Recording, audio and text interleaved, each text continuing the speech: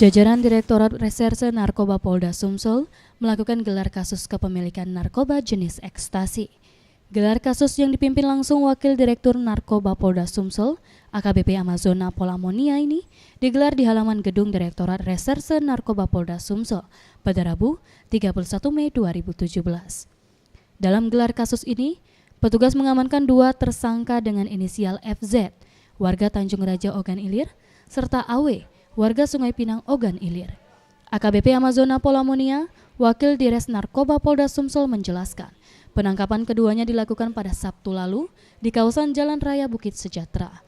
Tersangka AW dan FZ berhasil diamankan setelah pihaknya melakukan penyamaran hingga didapatkan barang bukti 1 bungkus yang berisikan pil ekstasi warna coklat, logo bintang, pil ekstasi warna biru berlogo Dark Vander, serta pil ekstasi warna orange berlogo B dengan total 613 butir bernilai Rp104.210.000.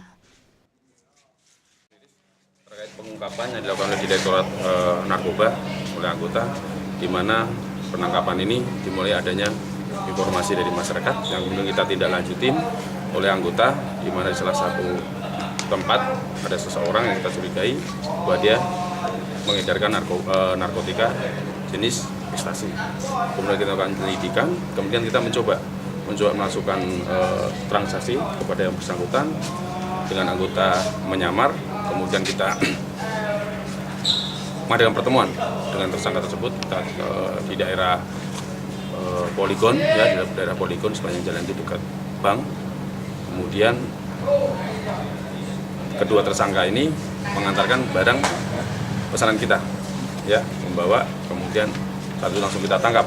Saat kita geledah yang bersangkutan, kita temukan narkotika, ya, ekstasi sebanyak 613 butir.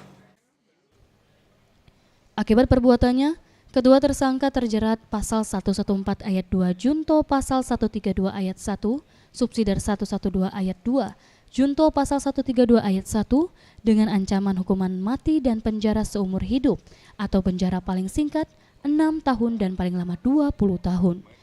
Tim Liputan, Sriwijaya TV.